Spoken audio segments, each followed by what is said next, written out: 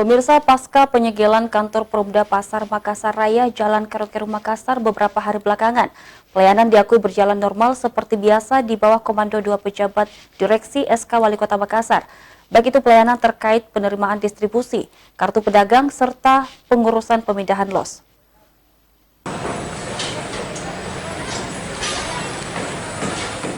Beginilah suasana aktivitas pelayanan dan kepegawaian di kantor Perumda Makassar Raya, Jalan Kerung-Kerung, Kota Makassar, yang tak luput dari penyegelan sejumlah perusda beberapa hari belakangan ini. Pasca penyegelan kantor tersebut, pelayanan diakui tetap berjalan normal seperti biasanya di bawah komando 2 pejabat Direksi SK Wali Kota Makassar. Pejabat Direksi Perumda Makassar Raya, Tamrin Mensa menyebut, pasca penyegelan sehari setelahnya kembali dibuka, dan pelayanan tetap berjalan normal seperti biasanya, tidak ada yang terganggu, baik itu pelayanan terkait penerimaan beberapa retribusi, kartu pedagang, pengurusan pemindahan los, dan lainnya. Pasca penyegelan, ya setelah segel dibuka, pelayanan tetap jalan dengan seperti biasa. Artinya tidak ada yang terganggu, Pak ya? Tidak ada.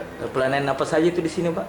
Pelayanan itu termasuk penerimaan beberapa distribusi ya, dari pasar, ya, dikumpulkan, pelayanan kartu pedagang, ya, untuk pemindahan juga pemilikan los itu tetap berjalan seperti biasa.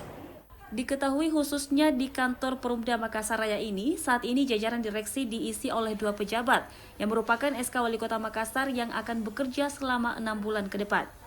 Tim Liputan, Celebes TV.